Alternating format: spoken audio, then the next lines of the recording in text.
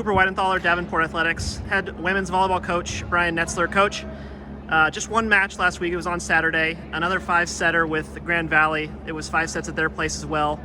A couple of tough losses, but your team's really close, I feel like. What do you think?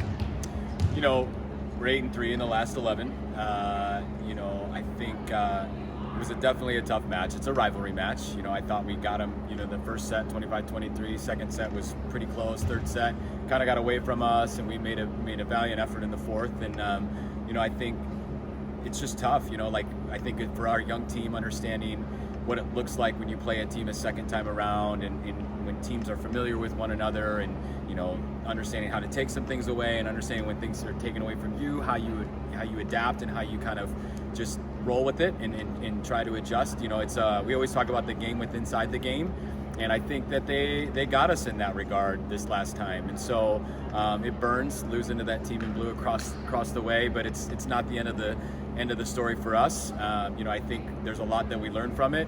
We had a great practice session yesterday. We're getting ready to do another great practice today and get ready for this weekend. And I think moral victories sometimes are hard to swallow, especially this time of the year, but I think that's what we have to really rely on. And I think our girls have done a great job of kind of embracing that and seeing the positives and seeing where we need to get better, and just taking it head on and rolling with it the next go round, the next time out. So speaking of rematches, you've got Purdue Northwest Friday and then Parkside Saturday, both here in this gym. Went 2-0 against those teams last time, but again, tough to beat anybody more than once in a season, let alone that first time. Yeah, and they're both playing much better. I think we all are. I think the GLIAC's a pretty tough conference. I think in our region this year, I would venture to say, I can go out on a limb and say that the GLIAC is the toughest of the 3 conferences in our region, just based off of what we did at the conference, at the crossover, and kind of how the middle of the pack is really playing itself out and just competing with everybody.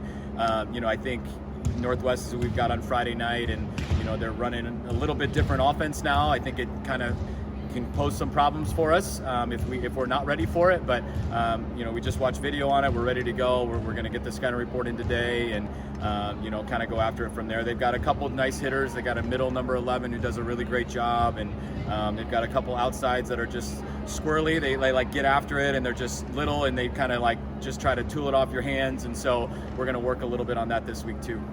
Saturday, Parkside, senior night for Sammy White and Charlie Smith. It's your first season, so you haven't seen a lot of their careers. Yeah. What have they meant for you in your first season with Davenport? Yeah. Both captains. Sammy's been kind of our, I told her last spring, we're going to go as she goes, and that's been the case this year. And so I'm so grateful that she decided to come back for her 5th year and see this out when all her buddies are gone.